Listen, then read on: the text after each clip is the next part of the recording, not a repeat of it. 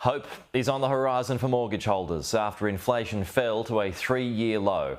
The Treasurer believes a soft economic landing is in sight as major banks predict a rate cut next month is looking more likely.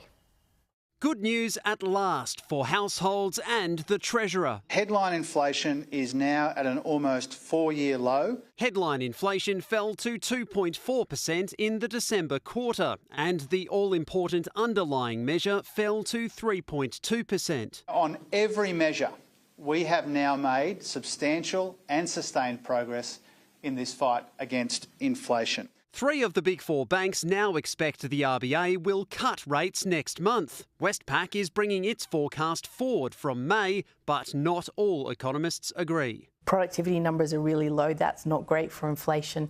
And the services numbers in these data were not great. I don't necessarily think that means it stops them from putting in a rate cut in February, but it's not a done deal. Progress is being made, but years of higher than average inflation are still being felt by families. A report from Deloitte Access Economics warns Australians' living standards won't return to pre-pandemic levels until 2030. This ain't a soft landing. This is a hard landing from a government that has overseen the biggest collapse of Australian standard of living in our recorded history.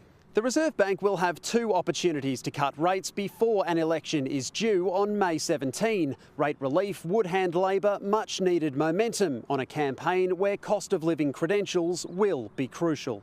Its first opportunity comes on February 18, the second on April 1.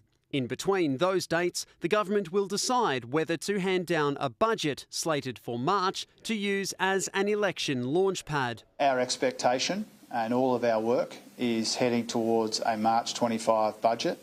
The reality is that the Prime Minister will make that decision. And it may be a crucial one as Labor looks to prove its economic credentials. Cameron Redden, Sky News, Canberra.